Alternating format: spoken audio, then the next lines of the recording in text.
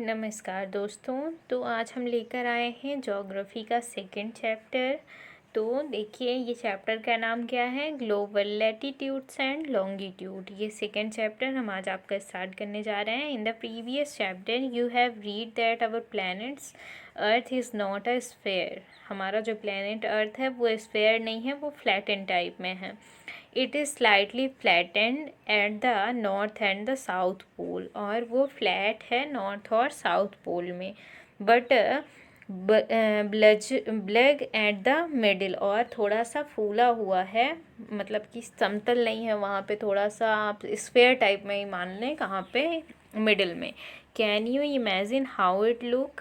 क्या आप इमेजिन कर सकते हैं वो कैसा दिखता होगा? You may look at the globe carefully in your classroom to get an idea. आपको ग्लोब केयरफुली देखना है अपने क्लासरूम में, जिससे आपको एक आइडिया हो सके कि ये एक्चुअली में होता कैसे है। ये देखिए यहाँ पे ग्लोब है, आपको आप 3D में इसको देखिए और फिर समझिए कि ये कैसे होता है। Globe is a true model of the earth. Globe क्या होता है ये यहाँ पे आप अंडरलाइन कर सकते हैं, ये काफ़ी इंपॉर्टेंट है आपका ये लाइन। ग्लोब जो है एक ट्रू मॉडल है अर्थ का, जिससे हम अर्थ को समझ सकते हैं कि एक्चुअल में अर्थ कैसी होती है, उसमें पोल्स कैसे होते हैं, नॉर्थ और साउथ पोल्स, और वो कैसी दिखती है। ग्लोब में be varying size and types, big one which cannot be carried easily, small pocket globes, and the globe like the balloons which can be inflated and are handy and carried with else। क्या होता है carried with easy? क्या होता है कि जो globe है वो काफ़ी साइज़ के होते हैं, बहुत सारी साइजेस होती हैं, बहुत टाइप्स होते हैं। बिग वन जो हम साथ में कैरी नहीं कर सकते हैं, स्मॉल पॉकेट ग्लोब्स होते हैं जिनको हम कैरी कर सकते हैं। And the globe like balloon, कुछ ग्लोब बलून टाइप में होते हैं, which be flated inflated and are handy, कुछ हम हाथ में ले सकते हैं उनको, एंड कैरीड विथ ईज़, और ईज़िली उनको कैरी कर सकते हैं। The globe is not fixed, globe जो है वो फिक्स नहीं रहता है ना। It can be rotated the same way as the top spin और a potter's wheel is rotated। उसको हम वैसे ही घुमा सकते हैं जैसे हम वो लट्टू घुमाते हैं, या फिर वो जो पॉटर जो मटके घड़े ये सब कुछ बनते हैं तो वो घूमते रहते हैं, उसी तरह से हम उसको भी घुमा सकते हैं। On the globe countries continents and the oceans are shown in their correct size. इन ग्लोब में जो कॉन्टिनेंट्स हैं, ओशियंस हैं, और जो आपके कंट्रीज़ हैं, वो सब कुछ सही जगह में दिखाई देते हैं।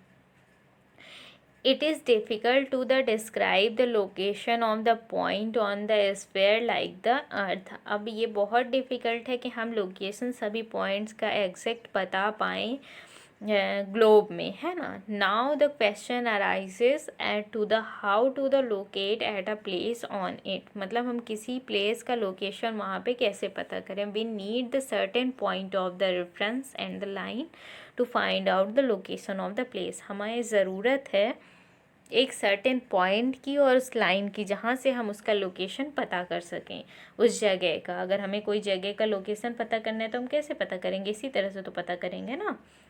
You will notice that the needle is fixed through the globe in the tilted manner which is called its axis। आप देख रहे हैं कि जो ग्लोब है वहाँ पे एक निडल फिक्स है टिल्टेड मैनर में। यहाँ पे एक आपको निडल दिख रही है यहाँ, ये तो इसको हम क्या कहते हैं, इसे हम एक्सिस कहते हैं, ठीक है ना।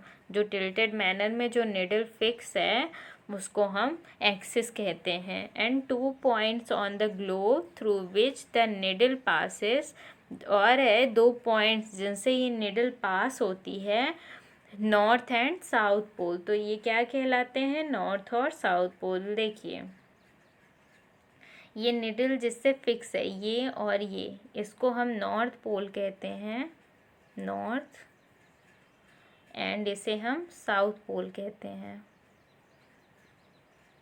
Okay, south pole. तो इस तरह से आप भी देख सकते हैं, ठीक है ना। ये 23.5 डिग्री टिल्टेड होती है अपने एक्सिस से। The globe can be moved around the needle from west to east just as the earth moves. जैसे अर्थ घूमती है उसी तरह से हम ग्लोब को भी उसकी एक्सिस में रोटेट कर सकते हैं। कैसे? फ्रॉम वेस्ट टू ईस्ट, ठीक है ना। But remember there is a major difference. लेकिन आप ये देखिए कि इसमें एक बहुत बड़ा difference, the real earth has no such needle. लेकिन जो रियल अर्थ है उसमें कोई निडल नहीं होती है, लेकिन it moves around its axis. लेकिन तो भी वो अपने एक्सिस के अकॉर्डिंग घूमती है, अलोंग उसके घूमती है। Which is an imaginary line, जो कि उसकी एक इमेजनरी लाइन होती है। An other imaginary line running on the globe divides it into two equal parts। और एक और इमेजनरी लाइन होती है ग्लोब में जो उसको दो इक्वल पार्ट्स में डिवाइड करती है। This line is known as equator. इस लाइन को हम क्या कहते हैं? इक्वेटर कहते हैं। ये लाइन कहाँ पे होती है? चलिए हम दिखा देते हैं आपको। ये लाइन यहाँ पे होती है, ये यहाँ, ये जो इक्वल पार्ट्स में ग्लोब को डिवाइड करती है इसको हम इक्वेटर कहते हैं। Okay. The north half of the earth is known as the northern hemisphere. और नॉर्थ हाफ को हम नॉर्दर्न हेमिस्फेयर कहते हैं। मतलब कि हम इतने पार्ट को, सॉरी देखिए, हम इतने पार्ट को, ये ऊपर वाला जो पार्ट है इसको क्या कहते हैं? नॉर्दर्न हेमिस्फेयर, नॉर्थ हेमिस्फेयर कहते हैं, ठीक है ना। और आगे देखिए, कहाँ थे हम लोग? हाँ, the south half of known as the southern hemisphere. और नीचे वाला जो पार्ट है इसका, नीचे वाला जो पार्ट है मतलब इसके नीचे वाला पार्ट, इसको क्या कहते हैं हम?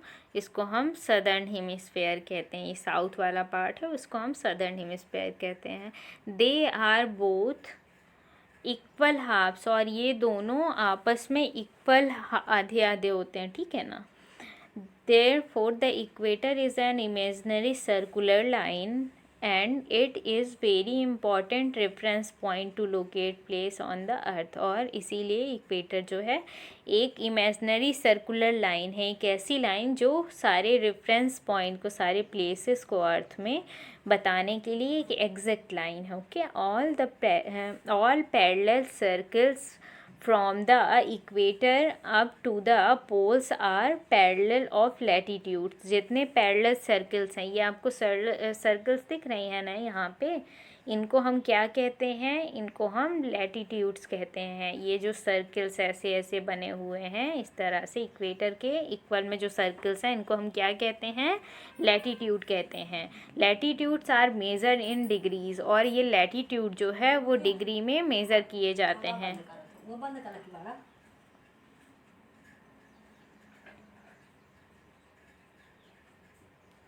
ओके।